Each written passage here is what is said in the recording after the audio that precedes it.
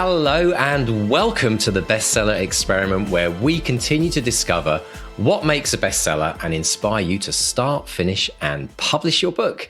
I'm Mark DeVoe.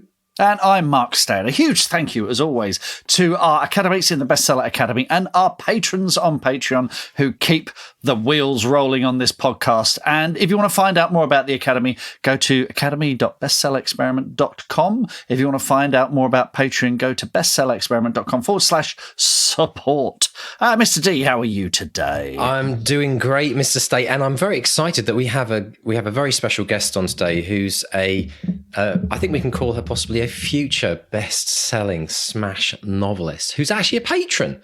So if you want to be like our special guest today, and you want to have all the success that we're going to talk about with her incredible launch to her career, stay tuned. This one's a really, really exciting one. So yeah, Mr. State, I'm doing well. How's life with you right now? Yeah, very good. I did a literary festival, which was really good fun.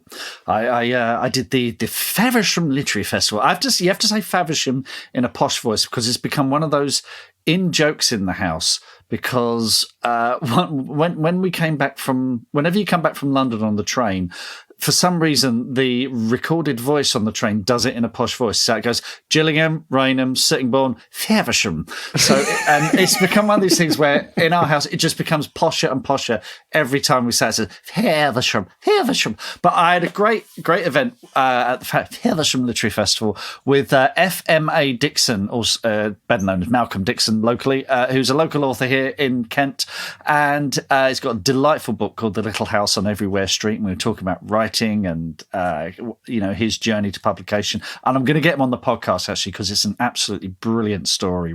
All started on when he was stuck in the Gare du Nord in Paris, on a platform in Paris. It's a really good story. And it was lovely at the Faversham Literary Festival. Met a couple of listeners, hey. one of whom had to bring up the Ben Aronovich episode during the Q&A, which was great. But they did buy a copy of Back to Reality as well. So I owe you a fiver, Mr. D. So we've got to split that 50-50. Excellent. So I'll send you a postal order in the post.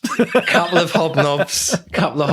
I will be celebrating later. Well, thank you so much to everyone that came to the festival. And this is actually an in-person festival. This wasn't some Zoom virtual event. We were getting back into the real world. That must feel fantastic. It was great, actually. Yeah. See the whites of their eyes. It was fantastic. So absolutely, good fun.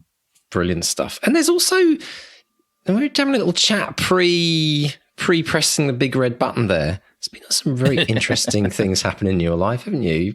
Something that you can't really talk about, but I know it's films and stuff, isn't it? But yeah, but we've had the first chunk of financing for a film come in. So this is a film that I've co-written. And we've got about a third of the budget coming. So this is how films come together. You get one production company that says, lovely, we like that, we're going to put some money towards that. And then when you got the first chunk of money in, you start to, hopefully accrue other bits of money. So as you go along. So I think we've got like the first third of the budget, which is very exciting. And it's a nice bit of approval. And so the script has gone out with a pitch to other financier people saying, look, we got some money.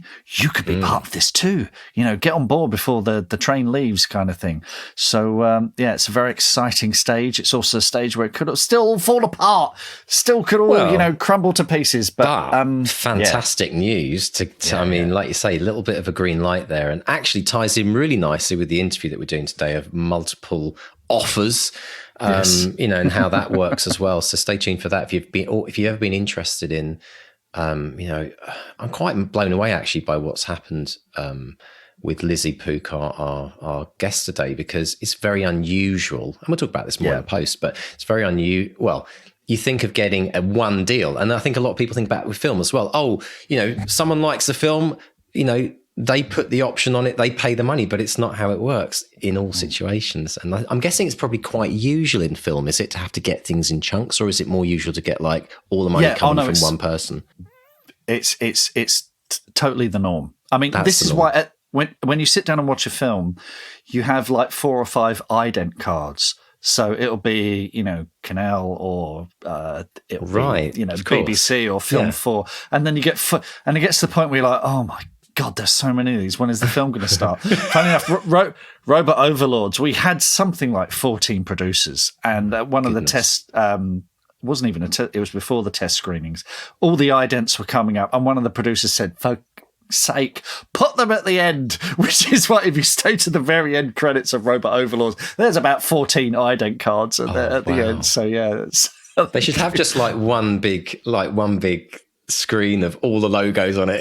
Just do it in one go, like a Zoom call. Yeah, literally. Yeah. Oh, that's brilliant, Paul. And the bigger the logo basis is representing the percentage of how much they funded the more film, money they right? put in. Yeah, like the local splash park we just had really funded. Good idea. Yeah, you got the big sponsors at the top and the little logos at the bottom. That's brilliant, mate. Very exciting. Well, I'm really looking forward to seeing how that. I mean, we haven't even got out the gates yet with Unwelcome, and here we are talking about possibly the next one. But this is what it's about, though, isn't it? You don't rest on your laurels. You get something in the bag and something made, and that's the time to strike for the next opportunity. The same with books as well, isn't it? If you've got one success, you have to keep that momentum going to kind of build on that.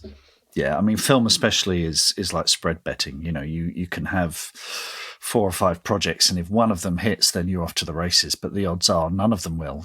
But the more content you generate, the more likely you are to get something up and running. So it's just to mention Unwelcome. Now, this hasn't been publicly announced. This isn't an official announcement, but if you go on IMDb, it now says coming in October.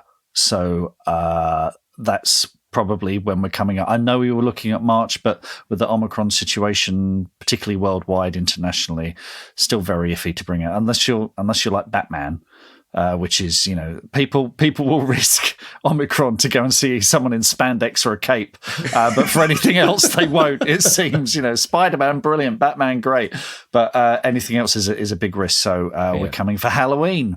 Wow. So but that'll be 2 years after we wrapped, which is becoming kind of the norm for anything that was shot just before, during the lockdowns or whatever. So but yeah, Halloween feels good. So good old. That's horror, that fun could be experience. So great time, and actually, it's at times like this, it's always worth focusing on the fact that it's still coming out, whereas a lot of films that weren't. And a lot of books as well that maybe were slated because of COVID. It's like, in some ways, you're kind of the lucky few that are coming out the other end. And then who knows what's going to happen? I'm thinking of like this explosion of things that we're going to see in the next couple of years because of the amount of time people have had to hunker down and work on, creative pursuits as well. So it's going to be a very, very interesting couple of years. And you also mentioned as well, Mark, that The Ghost of Ivy Barn, which is the third book in your series, which is a Woodville series, you got the edits back for it this week. Yeah, they came yesterday, and it's in very good shape. It is that thing of, here we go again. It's like you've got the edit triage, and you've got all these comments and everything. And my editor, Bethan, is terrific because she does lots of encouraging notes. I love this bit, but she's great at pointing out all my little plot holes. So I've got to go in and fix those. But you have to see these things. It's an opportunity to polish it and make it better. And it was great. I had a great breakthrough this morning because there was one character that was causing problems, and I think I've cracked it. I was making lots of notes this morning. I think I've cracked it. So I'm feeling confident going in. This is going to be, lots of fun. So but I've got to crack on with that. That's very exciting news. But you know what? As we always say, Mark, it could be worse. You could have 4 editors or 6 editors. We're going to talk about that in a minute. So let's dive in and let's learn more about our amazing guest today, debut author Lizzie Pook. Lizzie Pook, who got in touch via email, and we'll cover that a bit later. Lizzie, as you say, is a patron and a listener, long-term listener of the podcast. She's an award-winning writer and travel journalist. She's reported for Condé Nast Traveller, Rough Guides, Lonely Planet, The Sunday Times. Her assignments have taken her to Greenland and the Himalayas and all sorts of extraordinary places. And she was inspired to write her debut novel, Moonlight and the Pearler's Daughter, after spending some time in northwestern Australia researching the pearl pearl diving industry. And the book, it was published in February 2022 by Penguin Random House in Australia and New Zealand. It's coming in March 2022 via Mantle, which is part of Pan Macmillan. And then it's coming in June 2022 in the US and Canada from Simon & Schuster. So we go into that. So we discuss, among other things, using cultural consultants for research, launching with 3 different publishers on 3 continents, and working with 4 different editors. Brilliant stuff. Well, let's dive in and have a listen to Mark chatting with the lovely Lizzie Pook. Lizzie Pook, welcome to the Bestseller Experiment. How are you today? Hello, Mark. Hi. I'm very, very excited to be here. Thank you so much for having me. It's our absolute pleasure. We're very excited to have you because you're a listener of the podcast, aren't you? I am. I'm a long-term listener of the podcast. I've been listening for years. So this is actually quite surreal because I'm used to hearing your voice and your podcasts. And now here I am chatting with you. So it's quite odd, but very, very lovely. Well, I mean, the great thing is we have so much to talk about, not least your new debut novel, Moonlight and the Pearler's Daughter, which so much to touch upon, particularly how it's been published worldwide by 3 very different publishers. But tell us about this book and what inspired, because I'm looking at your Instagram and there's a picture of you standing in Western Australia in this, it looks like you're kind of on the surface of Mars, this incredible red sand. Tell us how this book came about.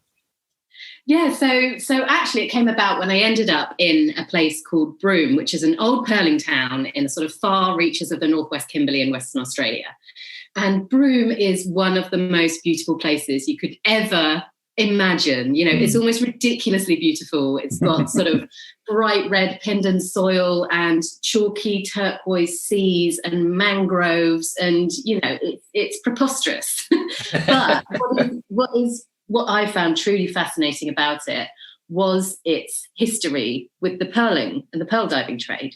So in the mid-19th century, people from all over the world, people from Europe, America, Asia, the Caribbean, descended on this tiny little red dust town in Western Australia to hunt for pearl shell. It was like you would have with the gold rush town. Yeah. And I just found that fascinating that there was this tiny place in the middle of this huge, huge country that would have been so incredibly diverse and sort of a frenzy of activity at that time. But I was also fascinated by just how perilous the pearl diving industry actually was. I think sometimes, if you look at a string of pearls or, perhaps see a picture of a pearling lugger, the ships, the sort of, sailing ships that they used to use to sail out and find the pearl shell, that it seems like quite a romantic thing. And it really was not a romantic thing. This is an industry where men in sort of very heavy copper helmets descended to the seabed and in search of pearl shell. And while down there, they came up against all sorts of things. So sharks, crocodiles, sea snakes, even whales. And, they could get their air pipes entangled in the flukes of whales and they could be dragged through the water until they drowned. Or they came up against things like diver's paralysis, which we now know of as the bends. And so, I was just fascinated in this really dangerous industry, what I thought was a really interesting time and place. And I wanted to place a British settler family, because there were lots of British settlers at that time, obviously, in this environment, a very strong-willed woman at its centre, and see what would happen. Fantastic. Now, and I've seen you talk about this elsewhere, that pearl industry was very dangerous, but also there's a very dark side to it as well, in that, it was built on the forced labour of Indigenous Australians. Was this something you were aware of beforehand, or was it one of these things that you discovered during research? Because I've had this where you get an idea and you start looking into it and then you go, oh, am I the right person to tell this story? Is this my story to tell? Where did that discovery come, and did it change the tone of the story at all?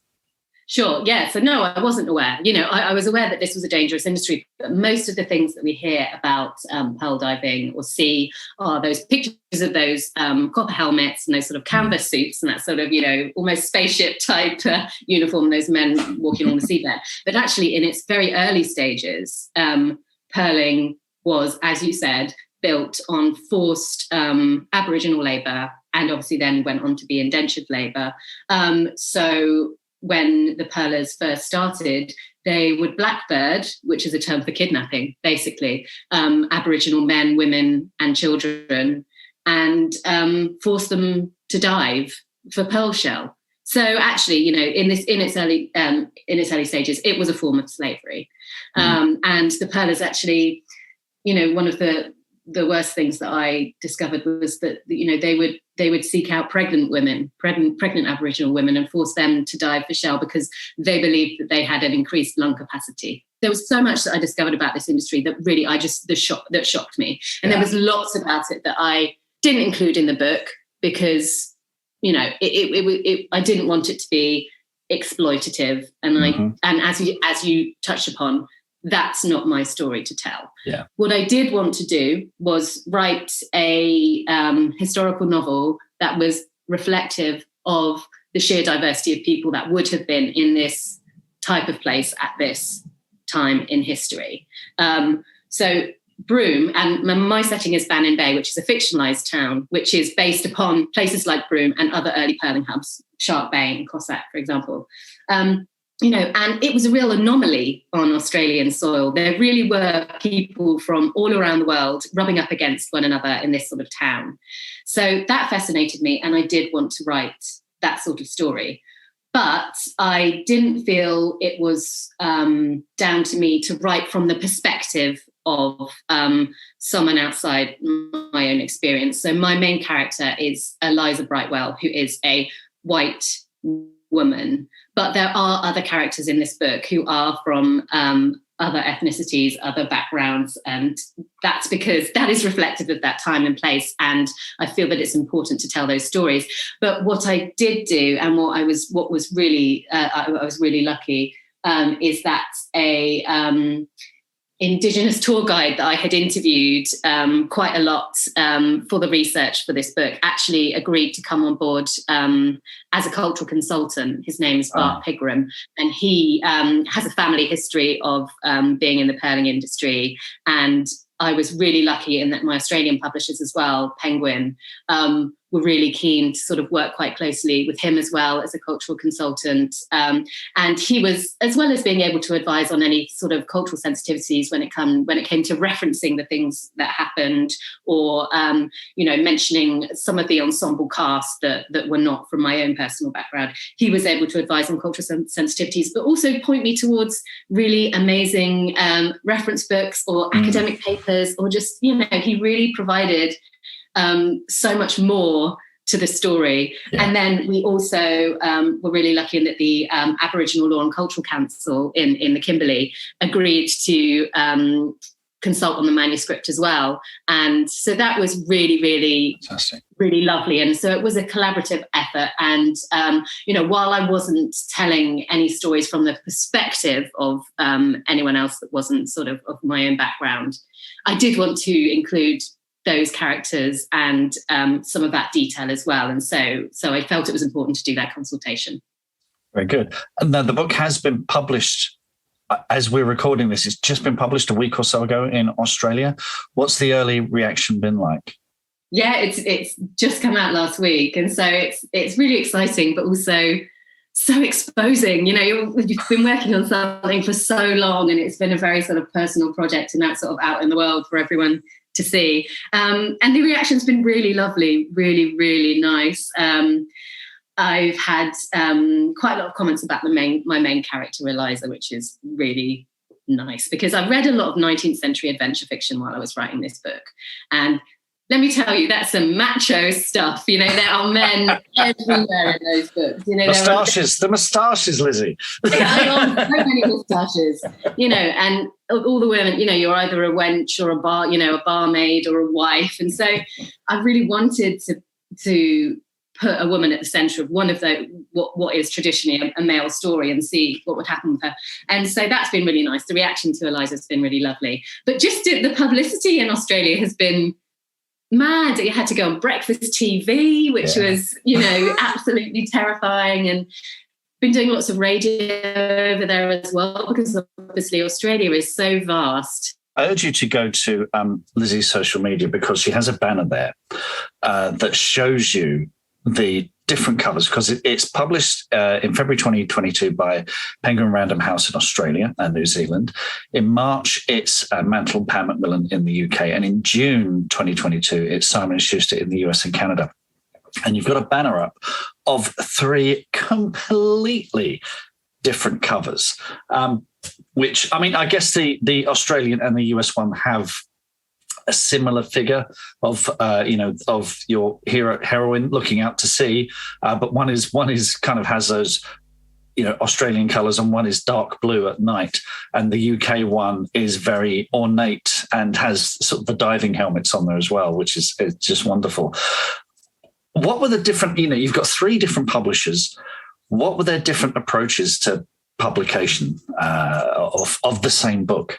Yeah, that's been really interesting. And the covers thing has been one of the most sort of enjoyable parts of this, because you get to see how different territories are interpreting your book. So as you said, Australia and the US and Canada have both done this sort of emotive woman looking out to sea sort of thing. But I've also started to see some of the translation covers coming in. So covers from Finland and France and stuff like that. And they've again interpreted it in a different way. And you've got, lots of birds or insects or stuff like you've got in the book.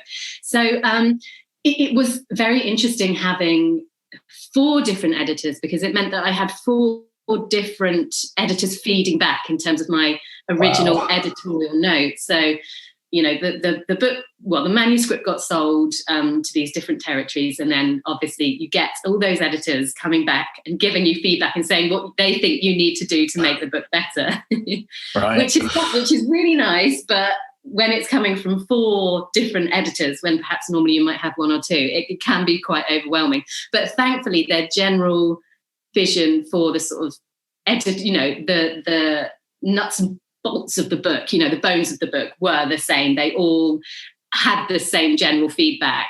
There was just a lot of it, because they were all saying the same thing again and again. So it was a case of, trying to digest that and turn it into a book, a better book.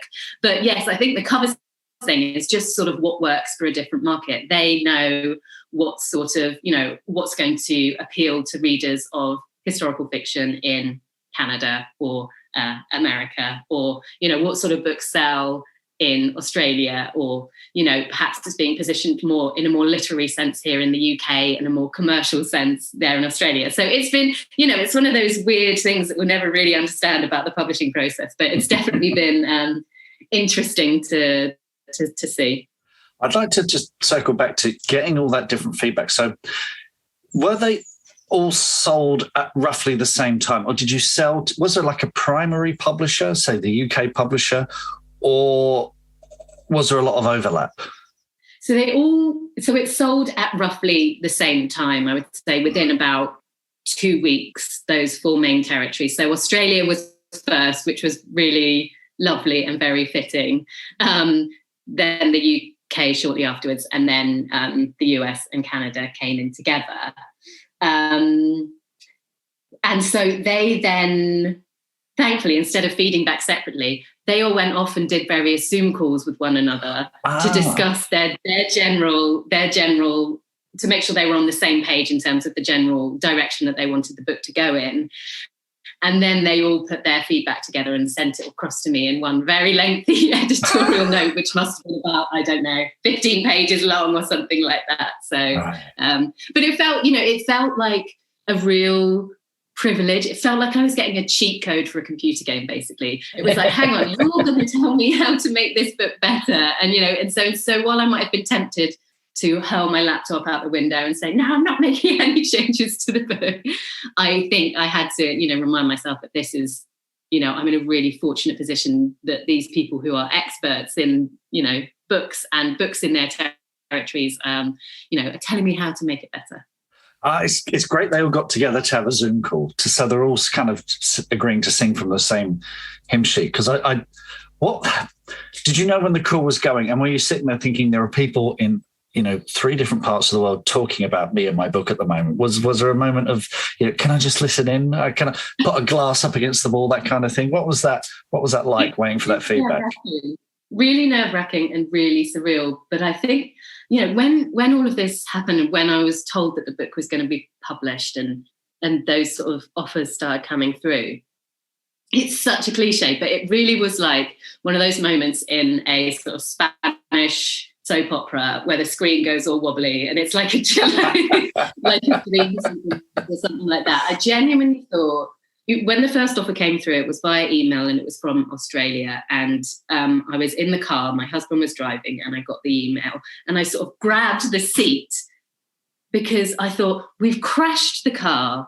and I'm in this sort of, weird unconscious state, and this is all playing out in my mind and it's not really happening, and I can look back now and realize that it's the brain and the body's way of sort of dealing with shock and processing things that it doesn't really know how to process. But so when these things were happening, when they were having that Zoom call and stuff like that, I don't think I was sort of fully inhabiting what was going on at the time. Right. I think that was just sort of just getting through the day and the nerves and stuff that come with it. But it was certainly very exciting. It's a bit of an out of body experience, isn't it? Because it's the thing you've always dreamed of and it's finally happening. But in some ways it feels kind of ordinary, and they're just people talking over Zoom or an email or whatever, and there are these life-changing words, and it doesn't quite sink in, does it? It's like it's happening to someone else, I think. Exactly.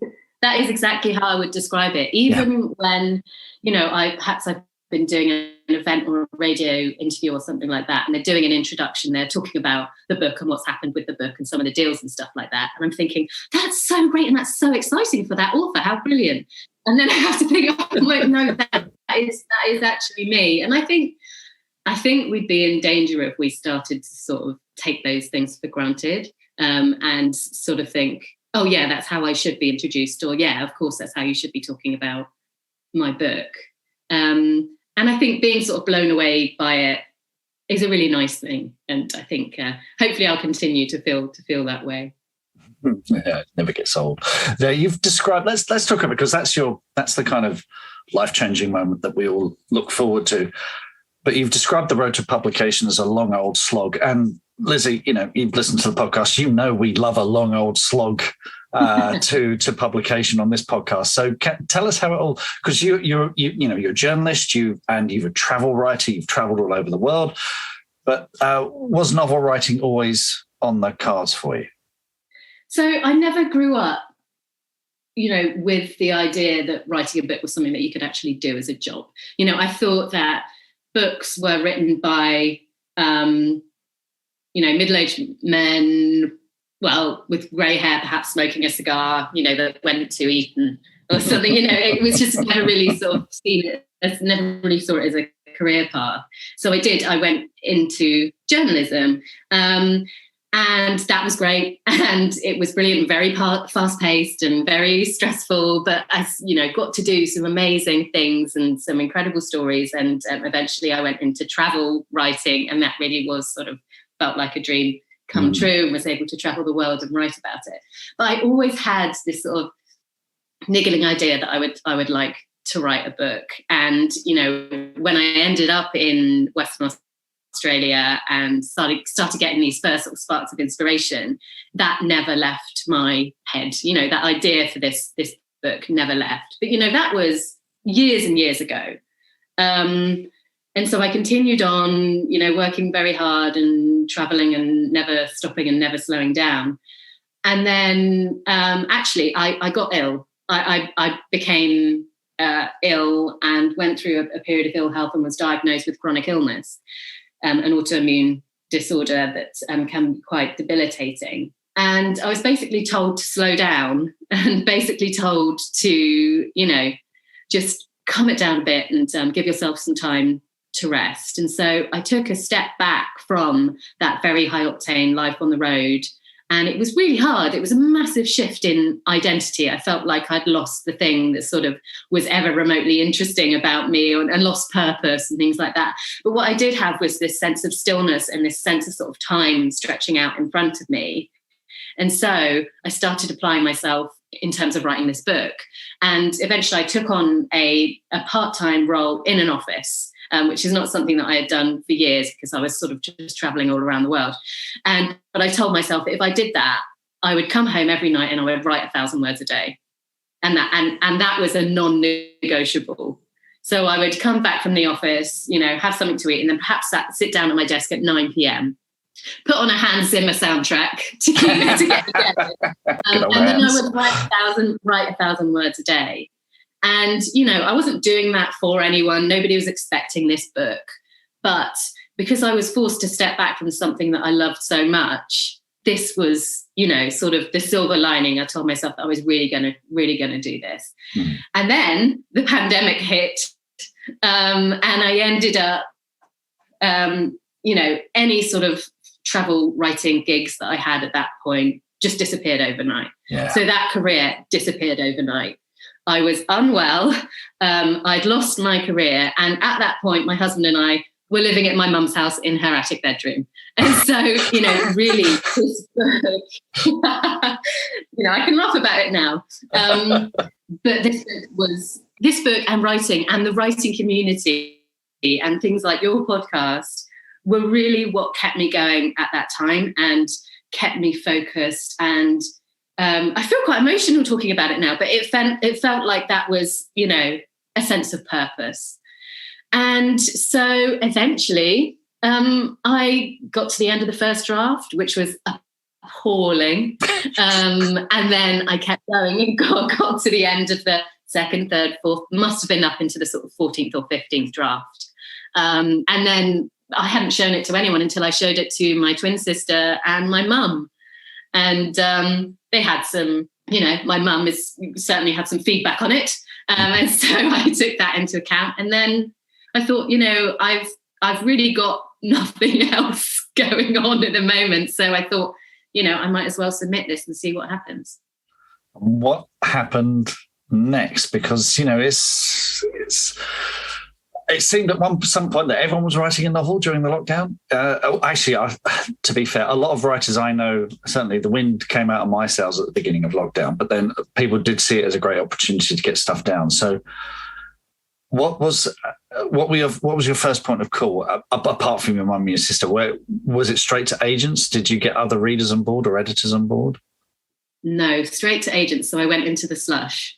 Right. I as a journalist, I had a couple of agents reach out and say, have you ever thought about writing a book? Right. Because I think if you write, I was writing for women's magazines at that time and I was working for a weekly women's magazine. So my stuff was getting out there quite a lot. So they got in touch and said, have you ever thought about, doing something like that? And I said, oh, well, I am doing something, and sort of kept in touch with them. But then ultimately I decided that I wanted to go into the slush pile and submit it sort of completely blind, just because then I would know if it was good enough. Yeah. So I drew up a initial list of about 9 agents, I think, and I submitted. And there was an agent that I put at the top as a joke to myself. I thought, you've worked this hard, you might as well just give it a try. You've got nothing to lose. And I remember almost, chuckling to myself as I put her name on the top of that list. And I heard back from her in about 2 days. And that really was one of the most insane moments of my life. She sent me a lengthy email saying how much she loved what she read and that she wanted the full. And then I actually had a few agents come back and do the same thing.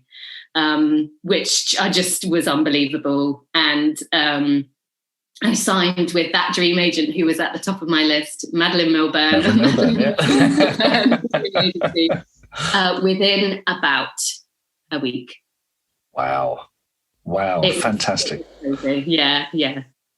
Well, that's incredible. I mean, contrast that, writing in your mum's attic bedroom, and contrast that with those photos of you in Western Australia. And again, do check out Lizzie's Twitter and Instagram. So some extraordinary pictures of where it was all inspired by. So you're in the middle of this. So Australia's coming in February, UK's in March, US is June. You're in the middle of this kind of publication maelstrom. Are you still managing to write? What's happening next?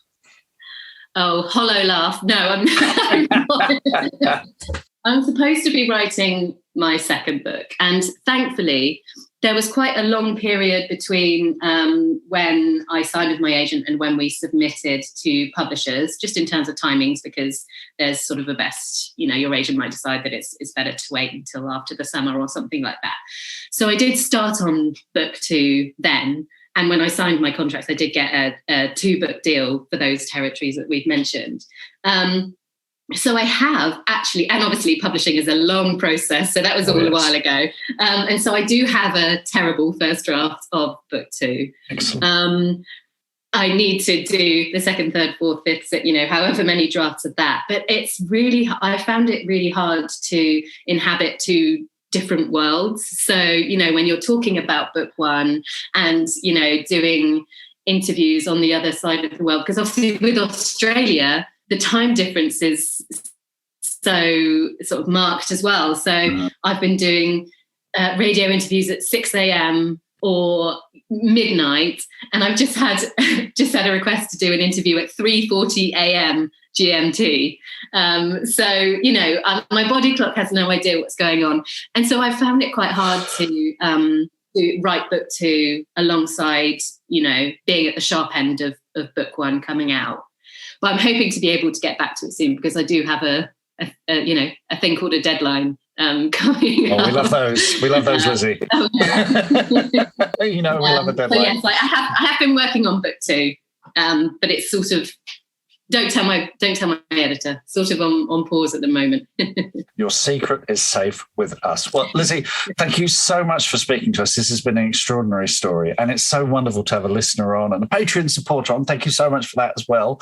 Come on and tell us about, what is an incredible publication event. Folks, Moonlight and the Pearler's Daughter, depending where you are in the world, is out now, coming soon, or coming in a couple of months. Or if you're listening to this in the future, it's already out. Go grab it now. So, Lizzie, thank you so much. Hope to speak to you again soon. Oh, thank you for having me. What are your writing dreams? Finishing that book, quitting the day job, becoming a best-selling author? Well, over 4 years, we've studied the advice of over 300 best-selling authors who've collectively sold over 500 million books. And we are excited to announce the Bestseller Academy. If you're ready to take your writing to the next level with accountability, craft, and coaching, your bestseller dreams are now only a click away.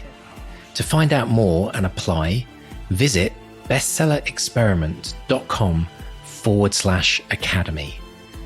That's bestsellerexperiment.com/academy.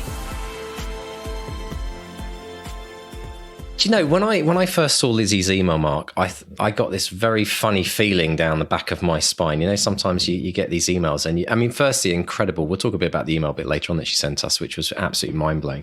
But to read, this just sounds like the beginning of something epic. When you look at all of the publishers that have taken the rights to her book, we're talking about Pan Macmillan, Simon & Schuster, Penguin Random House. I would take one of those. Yeah. Do you know what I mean? Everyone's out there saying, I'll take half of one of those. And yet Lizzie's book has been picked up across, literally, it feels like across the board globally by competing major publishers. And I just love this story, because it seems like, firstly, the fact that you can do that is absolutely mind-blowing. But there's just something about the potential it gives a book. Just the story of how it's getting published alone could make this a bestseller. How often have you seen this type of deal happen in your many years in publishing? Yeah, it's interesting. I think one of the reasons this has happened is because of the Australian location and what a strong connection it has to Australia and Australian history. And I think that's where Penguin Random House, Australia and New Zealand, possibly jumped in first. And then once you get a bite from one territory, other territories get interested. So it's fairly common, but I think the way it happened with Lizzie, one after the other like that, and the fact that all the editors were working together. That's really interesting. That's really fascinating. What will happen? The other day, my agent sold the rights to my books to Turkey, for example. That's 18 months after the first, or a year and a bit after the first one was published. So they're always fielding these things. And when they have things like the London Book Fair, the Frankfurt Book Fair, what have you, all these, Bologna, whatever, all these incredible book fairs around the world, they sit and have meetings and they go through their slate of projects and say, I think you might be interested in this. So it's but for them all to cluster together like that, and that unique experience of having 4 editors working together, right. and then I think we had something similar. I think Sarah Pimbra said something similar happened with Behind Her Eyes, in that the US and the UK editors were working in conjunction together, if you recall that, where they sort of compiled notes and sent them to her. So it's not happened to me yet, but it is reasonably common. But for a cluster like that, is 3 continents we're talking about there. Exactly. Yeah, and I think it's also quite amazing as well to think about, that you were kind of talking about that meeting where all the editors are getting on Zoom and chatting, for them to kind of see the things they agree on and the things that maybe they had to debate, mate. And so, because obviously when you get one editor, as brilliant as that can be, it is one editor and it's one editor's viewpoint. And as we know, if you kind of sent your book out to, say, 3 different editors, if we were all allowed to do that with our books, we had the resources to do that, it'd be very fascinating to see what kind of feedback they got. But for Lizzie to get all of that feedback, and especially the ones that were picked up, the things that were all common from all the editors, must have been incredibly helpful for her, for kind of like really sharpening that book up. Yeah, you have to wonder how much disagreement there might have been behind the scenes over this, that, or the other. Funnily enough, it is a bit more like film in that if you do have several producers, they will all have their opinions on what works and what doesn't. And, can we change this? Can we update that? Can we remove, change that line or whatever? And I think you have to take that on board. I mean, my thing with a lot of these, particularly with film notes, is you smile, you nod, great note, thank you very much. And then you and the director have a conversation, and then you don't dismiss it. If it's a good note, it's a good note, it's a good note, and you take it under due consideration. Whereas with, I can only imagine what Lizzie's Word doc looked like, with all the different notes, because it's like in a Word with track changes and comments. There'll all be different multicolors or whatever. It must be. But like she says, they were at least working together. They were in harmony, so that's something. Absolutely brilliant. Now, cultural consultants, this is something I've not really come across before, but what a gig that sounds like. Yeah, in some ways it's a bit like sensitivity readers or whatever you want to, I know some people don't like the term sensitivity reader because it says, no, we're not being snowflakes. We're just saying, if you're writing about something that's out of your experience, do a bit of research. That's the 4th Woodville book has a character that has what we call PTSD, what they would have called shell shock in the Second World War. So I'm liaising with a wonderful chap who served in the army and has worked with the Royal British Legion on PTSD, and he knows the history as well. If I just waded in there and wrote what I thought was based on what I've read in books and films and everything, I know I'm going to get that wrong. I know. So I'm talking to someone who, and of course the first question I said to him was, what do books and films get wrong about PTSD? And he was like, oh, great. Yeah, they get this wrong. That's a great question. Yeah, that's a really good leading question, isn't it? Because that's the thing you want to avoid. Exactly. It's a bit like when we talked about, we asked the same question about when we were writing comas, writing about comas. In Back to Reality. And then writing about, what do male writers always get wrong about females in their book? Do you remember that conversation we had? Yeah, absolutely. It's fascinating. Absolutely. So I think, and particularly, I think, I don't know if I mentioned this on the podcast before, but I certainly, we've talked about it in the Academy and the craft coaching sessions, in that I wrote a short story set in Australia, and I sent it to an Australian friend who said, look, if you're going to write about the indigenous peoples of Australia, you really need to know what you're talking about, because it's a contentious issue. It's, you are going to get it wrong. It's as simple as that. So if you have someone And as Lizzie said, she didn't just have the consultants; she had historians working with her as well. She got the best advice you can possibly get. And I've always said you want to be able to, if you do a festival, you want to be able to sit up right in front of a festival crowd and say, "This is what I did. I did my due diligence. I did my research, and this is what we discovered." So at least you can say, I didn't just base it on watching a couple of old movies or reading a couple of old books, which themselves might not have been, that well researched either. So I think it's really, it's something I do in almost every book now. And it's just part of the research process. And it's fascinating as well, isn't it? Because we grow as authors as we deepen our knowledge on certain things. And it's great to get that depth of knowledge in something that maybe we don't have never even delved into. But understanding the context of what you learn about is applicable to then whatever else you write in the future. Understanding, say, a character's specific point of view on something might change how you write characters in the future as well. So it's all fuel for the fire, isn't it, ultimately? So that's great. Absolutely. Now, one thing that I loved that Lizzie said was this idea of the book. It was an idea that never left her. And we talked a bit about this before and I actually was coaching on this, ironically, in the Academy just the other day, and this idea that if you have multiple book ideas, create yourself a car park, a parking lot where you put those ideas and keep coming back to them and see which ones stick. And, obviously this is something that's been really, really stuck with Lizzie, has that kind of X factor for her.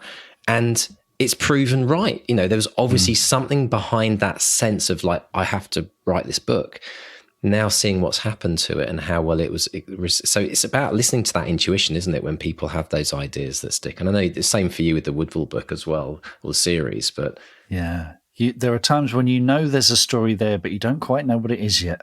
Yeah. And it's like you've got this amorphous lump in front of you, and you look at it from different angles, and you're, there's something there. I don't quite know what it is. There's okay, I'm going to leave it. I'm going to go away and do something else and come back to it. And when you come back, something will have changed. Maybe you've done a bit of research. Maybe you've got a new insight to it. Mm-hmm. Maybe the world has changed a little bit. Maybe the timing is a bit more right. So when you come back to it, you go, oh, it's one of those.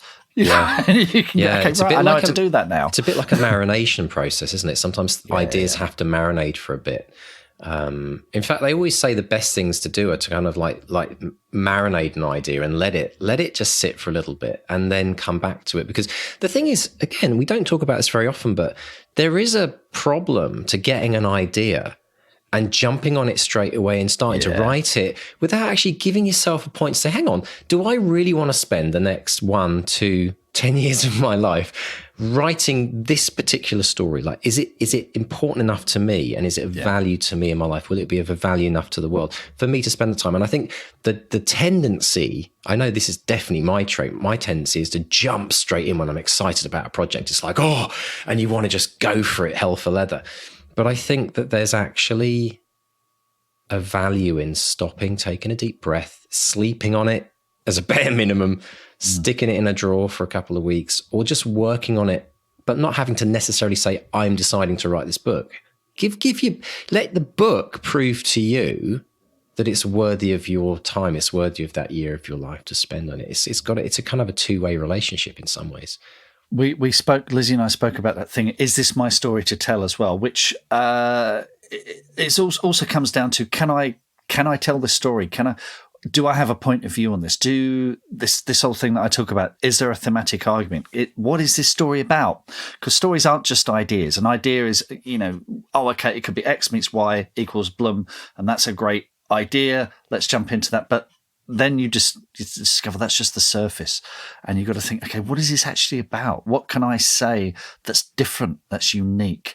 And some of it's about you finding your voice, that thing of, like I say, letting it marinate, going away, coming back, and you may have found your voice, and you go, oh, actually, I've got a really good, take on this. I've got something that I think I can tell this story with, from a truthful point of view, and in a way that's going to resonate with other people. And that's, as you say, that can take time. I love as well that in Lizzie's story, she very much pinpointed this moment in her life where something bad happened. Like she talked about the illness that she got. and how it created like a shift in her identity. And she even said the words, you know, I lost purpose. I lost my purpose. And I think, you know, these moments in our life, and I don't think anyone goes through life without having at least a couple of these big life-changing moments. It can be that, you know, maybe it's not something that happens to you directly, but it's something that happens to somebody close to you. But these moments are really, really important moments in your life, because you can have these seismic shifts where if you're kind of like just in a rut, or you're just kind of doing the normal thing that everyone tends to do, that we all get into this groove in life. And sometimes we need something huge to shake our ability to see things differently. And it's almost like from this moment of this dark moment that Lizzie experienced, this incredibly good thing came out of it. And that's the beauty in sometimes these kind of challenges that people experience. So I really just wanted to kind of like just encourage people who are out there listening to this right now, who are going through really bad times right now, you know, whatever it might be for you, whether you're going through really deep depression, whether you've lost someone, whether you've just found out you've got a serious illness, whatever it might be for you, hang on, because there's always some kind of equal and opposite. At least that's been my experience in life. There's always something equal and opposite. And if we're willing to see that, and if we're willing to grasp it when it comes, and run with it, then we often then look back at the really challenging moments in our life and think, I see that there was something that I could learn from this, or there was something of value that could come out of it. But when you're at the depths of your despair, I think that's very hard perspective to get. Yeah. But just to give people hope, because I mean, you know, we've all had experiences in life. I'm sure you've had a few as well, Mark. I think with COVID, we talked about this before, about the global impact, that how it made people actually really reassess what they're doing with their lives and what's important with their life. Yeah. There's going to be a lot of good things that are going to come as a result of that, which I'm looking forward to seeing the shift. I just hope as humanity we learn from our mistakes. We learn from the things, and we're talking at a time which is, without wanting us to go there, it's like, you know, I'm woken up to some bad, you know, global news this morning, and I just think, wow, you know, it's time for us to really learn from this, from all the things we've experienced. And we learn through our stories that we tell. We learn through the stories that we're writing, and that's what Lizzie's been doing really with the focus that she's had. But yeah, that really hit me. It really hit me. No, I can imagine. And I you know, I can't, I've led such a really cushy life so far. I'm just waiting for the hammer to fall at some point. I mean, I was at a family funeral a couple of weeks ago, and it was, I don't know. You see those big turning points in people's, and you come back from it and you think, can't muck about. I turned 49 this week. You know, I know. Happy birthday. 49. 49. How the what? Yeah, I feel 25. You know, I feel like, as you can tell by the toys on my shelf, state of arrested development. Start to grow. It is though. Yeah. It's a weird. Well, I mean, these are the seismic moments I'm talking about. It's like there's moments where you just go, how the hell did that happen? Like, what happened to the last 20 years of my life? And then you start having these really kind of like, you know, serious conversations with people in the 20s, like, okay, you know, you've got to make the most of it. You've got to, like, you know, desperately telling them not to waste their years. But I think you've got to watch Tick Tick Boom. Okay, this is the musical that's on Netflix with Andrew Garfield, and it's terrific. It's really, really good. And it's about the guy who wrote the musical Rent, and he died tragically young. He was like 33 or 34, something like that. And the Tick Tick Boom is about the musical he wrote before that, which was ultimately was staged, but not in his lifetime, I don't think. And he spent 8 years writing this kind of science fiction musical. And it was his obsession, and it cost him relationships and friendships, and he was determined to make this thing, this science fiction musical. And he got to do a kind of what would you call it? I forget what he calls it, but it's not a performance. But he got some singers in a room and a piano, and they were singing his songs. And Stephen Sondheim was there, and all these financiers were there. And it was a culmination of 8 years' work. It's a slight spoiler for the film, but it's all there. It's just all this actually happened, and everyone loved it, and Sondheim loved it. And then he goes home and he's waiting for the phone to ring, waiting for his agent to call. And his agent said, yeah, they all loved it. They all thought it was great. They all said, what have you got next? And I watched that and I nearly burst into tears because I thought, yeah, I've been there. I think every writer who's listened to this, who's had some kind of contact with an agent or a publisher, who's had a rejection where they've said, yeah, we love it, but, not for us, but get in touch with your next thing. Get in touch with the next thing, yeah, we're really interested. I've been writing this for 8 years. And it's... Goodness, can you imagine? And the kind of the epilogue to his story is that he wrote Rent like that. Wow. And Rent is an astonishing mega success, global success. Sadly, he died the night of the first run through. I think he never got to see really? it with it's heartbreaking, mate. It's so heartbreaking.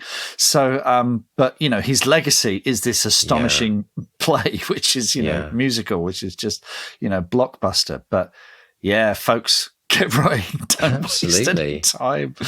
Well, let's talk a little bit about the daring to dream. I love that Lizzie had the courage.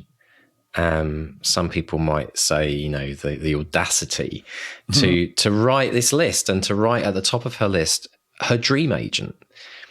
And yet his absolute proof. And Mark, I've been banging on about this as long as I was in like shorts at school. But you've got to dare to dream. You've got to allow yourself to put down that publisher, the dream publisher you'd like to publish a book, the dream director you'd love to make your book into a movie, that dream agent that might have that incredible network of people to take your book onto the stage that it deserves. And here is proof. She wrote the name, Madeline Milburn at the top of her list, and she said that within a week she had signed the deal with her. And then you see then what happens. Like, obviously Madeline's got incredible, she's good at what she does, obviously, because she's got all of these incredible people that have signed a book. But it just goes to show. To be fair, to put my cynical hat back on again. Go on. Right, because she's a journalist, and she did say that agents and editors had been in touch saying, do you want to write a book? So the door is a little bit ajar there in a way that it's not for a lot of other people. And journalists do get this a lot. I know that agents and editors follow journalists and say, and look, if you're listening thinking, well, I'm not a journalist, why? If I would suggest if you've got an expertise or a passion for a particular thing, and in Lizzie's case, it's travel and history to a certain extent as well, start blogging about it. Pitch yourself for magazine articles, pitch yourself for stuff like that. Because again, it's a long road, but you never know where it might take you. Yeah. If you have an expertise on a particular subject, then why the hell not go for it? If you're writing in a particular genre or about a particular subject, then go for it, because you never know when someone might go, well, that's it. And once you've got that article out there, it's funny because going back about 20 years now, when I first started in the internet in the mid-90s, I'd been at university, I'd been the arts and music editor of the newspaper, and I got into it. I almost did journalism. I went to the Cardiff University course and was thinking of applying for that post-uni. And so I was really seriously thinking of going down that route. And it really opened my eyes. But, completely out of the blue, I just thought, I'll pitch an idea of an article to one of those high street tech magazines about the internet. And I'd published a few kind of reviews of cinema, film reviews, music reviews, and then started covering a few kind of university kind of front page stuff that was happening. But I'd never written an article for a magazine. And I just literally wrote a letter to the editor of I can't remember what it was called now, Computer Active or one of those, but it was a big high street magazine at the time. And I said, look, I've got this great idea about, the internet. I'd love to write an article. And they literally emailed me back within a day and said, yeah, great. And we agreed on a fee. And I was like, bloody hell. And then the weirdest thing that happened, Mark, was that I then sent this, like, he said, right, I want 750 words. I was like, that's all right, I'll bash that out in a day. And sent it off. And the next thing I heard about it was when the magazine came out. And on the front page of the magazine, it was like the whole cover had been designed around this article that I'd written, and I had no idea. It was like the cover feature. And like it'd gone from absolutely never having been published in a magazine to getting the cover. And of course, at that point, you start thinking, well, hang on a minute. Now I've got this. Like, I can pitch that, add that to your resume. So I don't think it takes a huge amount. You just have to have the audacity to pitch something. I mean, and see what happens. I've dipped a toe in a cut. I did work experience at the Leatherhead and Dorking Advertiser. Oh my God. Yeah. No, this is so annoying because everyone else who wanted to do journalism at school when we were doing work experience were girls, and they all got to go to glossy magazines. I wanted to go to 2000 AD Comic, but they wouldn't let me, so they sent me to the bloody Leatherhead and Dorking Advertiser. Where I sat in a room. Surrey will know all about this. Everyone was smoking, and I had the little kind of. I was writing up some of the funeral stuff. People who died. Obituaries, funeral stuff. I was writing obituaries and things like that. I went with a journalist to court, but I discovered journalism probably wasn't for me.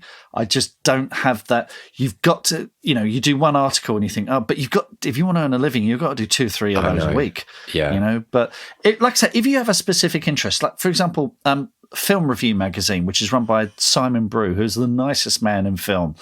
Film Review, they're always looking for articles. So if I know I've done one for them on DVD, how I learned all about film through DVD extras. So I did an article on that, and he pays. He pays good money. Well, it's also like I mean, magazines is where it was at when we were kind of growing up in our 20s. But nowadays, you pitch to a blog, be a guest blogger on somebody else's blog that's got like 20,000 or 1 million readers. There's so many opportunities, and it's all writing, and it's all a great opportunity. I want to tell you one day the story why I didn't get into journalism, which I'll save for another day because it's a long one, but it's really fascinating. But one of the guys that was in my five-a-side football team at uni, Darren Bignell, big up to my friend Darren, he inspired me because he was the guy that was writing film reviews for his local newspaper, like the Leatherhead Advertiser type thing in Kent, I think was where he was. Actually, probably it might even be your local, Mark. I can't remember, but I think he was from Kent. And he said to me, Mark, he said, you know what? He said, it's the best gig in the world. He said, you get a press pass. And on Sunday, not people don't know this, but on Sunday mornings at the cinema, you get to go and view the film like a week or two before it actually comes out. And I was like, really? So I rang up our local cinema, Swansea Cinema, Odeon or whatever. And I said, I'm the arts editor of Bad Press. Bad Press was the name of our student newspaper. What the worst name in the world. Bad Press, arts editor. I said, I've got lots of students interested in reviewing films, and we had about 40,000 circulation. So it was like a big chunk of the city. And he gave me a press pass to any movie, not just the Sunday morning, come and watch Schindler's List, before anyone's seen it. But at any point during the week, I could pop along, show this pass, and go and watch any movie I wanted. And I had a +1. And I'll tell you what, I will admit to this. My first ever date with Jen, which is where I met Jen in Swansea, was I took her to see Speed with Keanu Reeves. And I felt like such a cheapskate because I flashed this ticket, didn't have to pay a thing.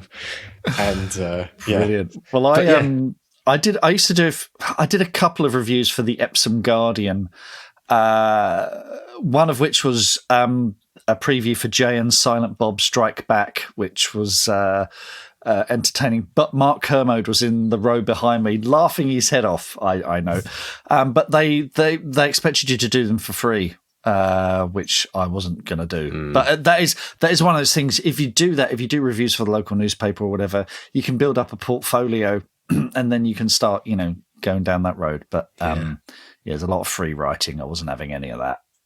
Which is kind of ironic because it's what we all do as authors.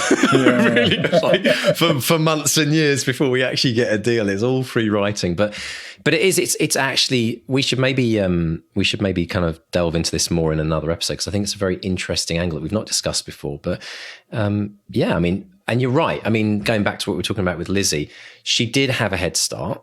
You know, she was a known writer, but I still stand by the fact that she could have decided to not put that agent up top and just played it safe and gone for all the ones that she thought she might have had a chance with. So I encourage everyone out there, you've got to do, and I did this in my career as well, you've got to write your dream list. You've got to do it. And you've got to write that scary email or make that scary phone call because you just never know. And in my experience, when I've made the scariest of phone calls, they're the ones that have changed my life or my career. So I really believe in that. And I salute Lizzie for doing it. Not only for having the courage to do it, but also doing it and then showing us all what happens, you know, when you decide to go for it, because, you know, she deserves every success she got because she went for it. So awesome stuff. Absolutely. Now, before we shift to social media, we just got to talk about the incredible email that we did get from Lizzie. And the thing that I love about this is there was one part of the email where she talked about, and she alluded to this during, you know, the challenges she had during COVID, where they were staying with family in the attic. I think it sounds like the reverse Harry Potter story almost. But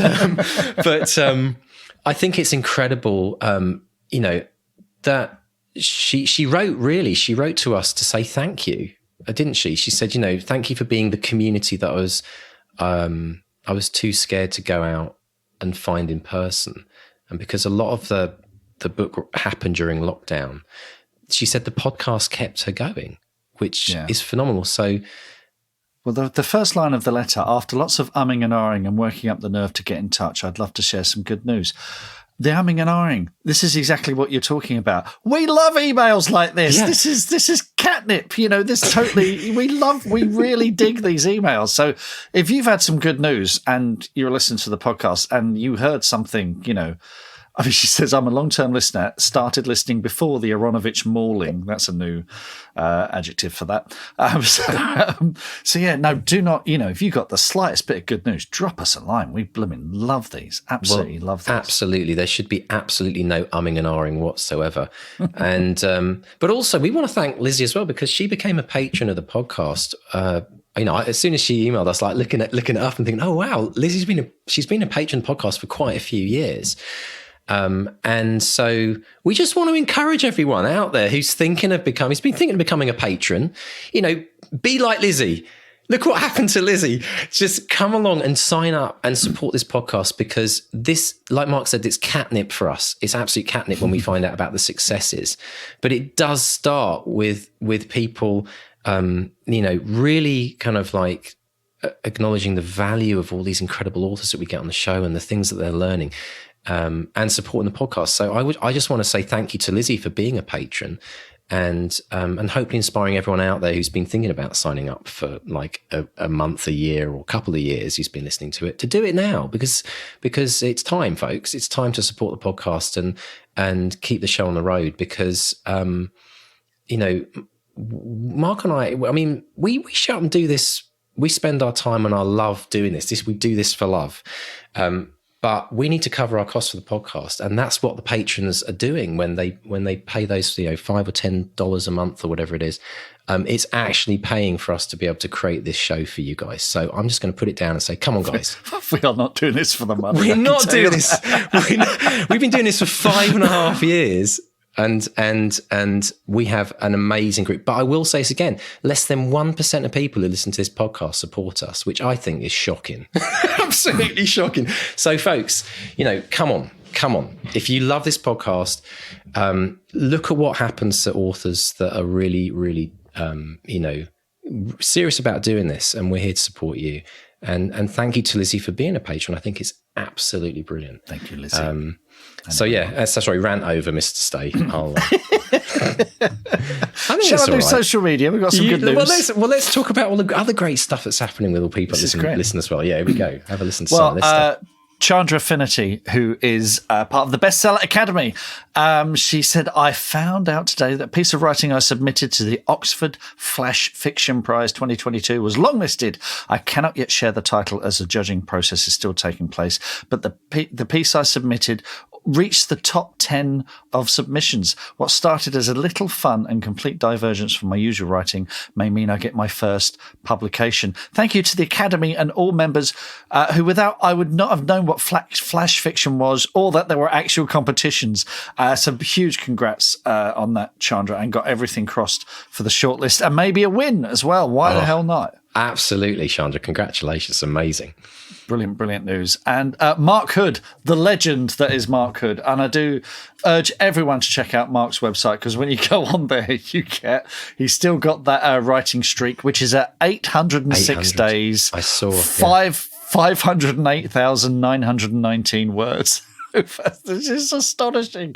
So do check that out. But Mark Hood has eventually those words coalesce into books, and he's got one of those books coming out soon. Return of the Martians, which is a sequel to War of the. I should do that in my Richard Burton voice, shouldn't I? The Return of the Martians, a sequel to the War of the Worlds by Mark Hood. Dun dun dun. Which is coming on March the 1st, so it's probably out by the time you hear this. Also, he's got a reader magnet called Amy's Story, which is about a woman's point of view on the Martian invasion.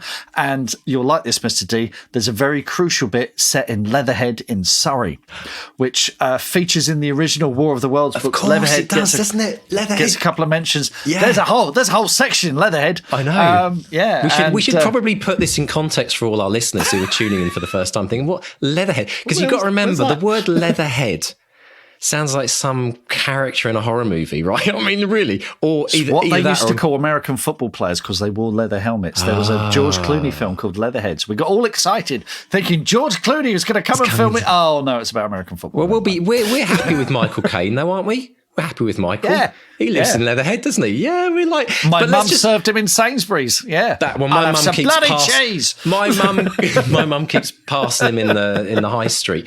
But yeah, we should context this that Mark and I grew up in Surrey, and we went to school in Leatherhead. Well, Ashton Leatherhead. It's kind of on the board, wasn't it? But you were more Ashton, weren't you? St. Peter's. No, it was the St. Peter's. I think it was Leatherhead. It's Grange Road, Leatherhead. But Mark and I went to rival schools, which is hilarious. But Leatherhead is the name of a town. Look it up. It's brilliant. A name of a town in Surrey in England, where Mark and I grew up, which is why we talk about the Leather Advertiser. But recently, a bit of fun. A sushi restaurant opened in Leatherhead High Street, and it made like national news. I shouldn't be promoting it really, but for the wrong reasons. But something, so Leatherhead's just one of those places. It's a bit like Twilight Zone, isn't it? It just seems like it's a town unto itself. It really is. It really is. A very posh restaurant opened there recently as well. Where do you remember where Martins was? Yes, that's what I was talking about. The newsagents, yeah. Yes, Beluga. With the that's it, Beluga, with the dress code. Oh, dearie me. Oh, national news it made because it was very inappropriate. But whenever I come back home, I always like to pop in and walk around the Swan Centre. And for anyone who's ever been to Leatherhead, and because we weren't very specific, but everyone knows about this in their own town, the worst car park in the world. That is absolutely impossible without scraping a car to get into. Well, I moved to Leatherhead when I was 8. I grew up in London. I moved to Leatherhead when I was 8, and the Swan Centre had just opened, and the car park was front page news. And I remember what they did was, this is so patronising. They got, to prove that the car park was fine, they got a woman driver, to drive a Rolls Royce and park it. And as if to say, look, it's fine. Yeah. Absolutely. I was like 8 years old, and I thought that's really patronising. It's fine, apart from all of the artwork that cars have created on the corners of every concrete post. I mean, literally, go to Leatherhead and drive around. Like, it's just the most ridiculous car park in the world. They've made the spaces wider now. Have they? That was but it's. You know what we have here, Mark? We actually have. There's a car park. I won't mention the store because we don't want to promote all these stores on our website. But honestly, there's a genius company out there that have created a car park where they have a parking space. And then they actually have like a buffer, it's the two white lines and then another kind of thin white line. Looks a bit like a kind of almost like a bike lane, but that's for where you open your door and where you don't dent the Rolls Royce or the Tesla next to you. And I love going to this store just because I can park and open the doors and don't have to say to the kids, "What's the car? Don't open the right." Donk. Yeah, note on the windscreen. But yeah, so that's, sorry folks, we should do a potted history of Leatherhead. We should just drop a few things in about because it's a very bizarre place. So if you want to read about Martians invading Leatherhead, I'll put a link in the show notes to Mark Hood's new book, The Return of the Martians. I've started reading the short story. It's terrific stuff, really in keeping with the H.G. Wells tone, and I love it. I absolutely love it. But moving on from that, last bit of social media news, which is great. Kimberly B on the Academy, and she says, I'm almost 2 months into surpassing my word count goals. Woohoo! Credit to Mark D, that's you, for the super helpful December coaching session on goal setting, and also to Liz, who's a member of the Academy, for first suggesting the word count math challenge as it lit a fire for some self-completion. 200 words per day in January, 300 words per day in February, etc., until you reach 1,300 a day in December. And Kimberly says, I've written over 17,000 words since January 1st, over 2,000 more than I predicted for this month, and I still have a week left. So I started small, but now my norm is going to write more than the daily minimum, and I find it much easier to keep the story momentum going. I've also had more fun writing than ever before, which was another one of my goals. So this is what the Academy does, guys. This is what it's all about. It's absolutely brilliant. And if you want to know what the word count math challenge is all about, it's super cool. You have to come and join the Academy because we're not going to talk about it on the show. That's absolutely brilliant. I just had a thought, Mark. Wouldn't it be funny if in the next week or two, the bestseller experiment appears in the Leatherhead Advertiser? Oh, okay. Oh, we should do that. Could you imagine? Is it still going? Is it still going? Yeah. It's still going. It's still going. Okay, so if anyone, we're not going to do it. We're not going to do it. If anyone listens to this show and lives in around where we grew up, send them a copy of it and tell them about our rant about the Swan Centre car park and see if we can get an article in Mark and I's local rag. I think that'd be absolutely, I shouldn't say local rag, that's quite derogatory, local newspaper. And I must say, I've got to say, in response to all this though, I have a long-standing affinity with Leatherhead Advertiser because on a number of occasions growing up, they would put articles of, sports events and athletics, and I got quite a few photos of me jumping into a sandpit, which is what I did for a living back when I was a teenager, in the Leather Advertiser. And they supported that.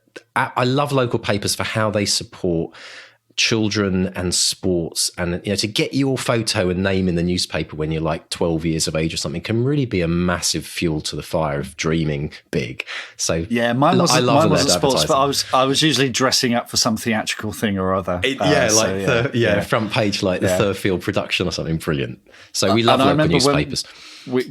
We did a video that got into a national competition, and the teacher at school, Mr. Bell, who'd helped us with the competition, they quoted him as saying that he was as pleased as Punch. He said, I've never used that phrase in my life. So I learned very soon that newspapers will misquote you as well. So yeah, let's get in the local paper. All right, folks. Yeah, whoever's out there listening, send them the article and say, look, you get a mention in this week's bestseller experiment.